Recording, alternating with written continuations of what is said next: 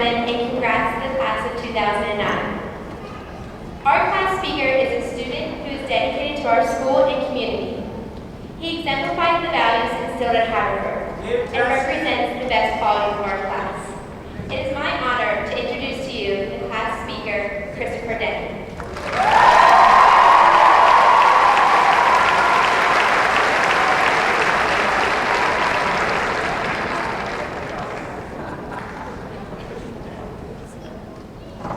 Good evening. Welcome, friends, family, faculty, and administrators, and distinguished guests. Congratulations, class of 2009. We did it! We have finished the roller coaster ride Dr. McGriff called high school. We have survived the corkscrews of the 9th grade academy, endured 10th grade, triumphed over the PSSAs, and passed our senior project. Someone like Julius Caesar said, we came, we sat, and we conquered. So now, what is next? We, the class of 2009, are stepping off of that roller coaster, and now we can begin to shape the world we were born into. We have learned to look beyond our own future and look instead to the shared legacy we must build in our community, in our nation, and in our world.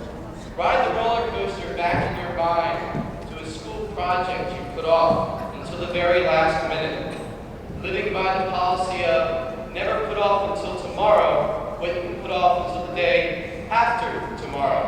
That is life in high school. I remember a project I had 2 years ago. I had put off my entire world cultures portfolio until the very last night. Through divine intervention and strong coffee, I turned in my completed work to Mr. Cobb the following morning. Mr. Cobb, one of my best teachers, grinned and asked, "Why are you here?" And he didn't mean showing up to class on time. And Mr. Cobb, he would often challenge his students by saying, "You, smart or dumb, you were born into this world. And you, smart or dumb, you'll die in it." As a class, we leave that roller coaster we climbed onto 4 years ago, starry-eyed and soft-skinned. It has been a fun ride, and now we venture into an ever-changing, often turbulent world. This we must do. We, the class of 2009, must challenge ourselves to find a common goal within our hearts, to find that leadership of human purpose, to drive the world, to drive ourselves into the new world we are about to enter. I'd like to leave you with these words I borrowed from Mark Twain. Warm summer sun, shine friendly here. Warm northern wind, blow kindly here.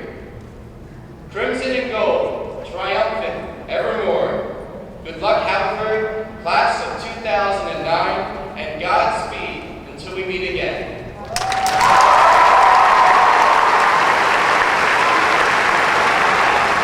As I look out now, I don't see the class of 2009, but rather a group of individuals, each with distinct personalities and memories of high school. With that, the class highlights, as far as I can tell, are different for each member of the grade, and it would not be appropriate to recall my personal favorites or guess everybody else's.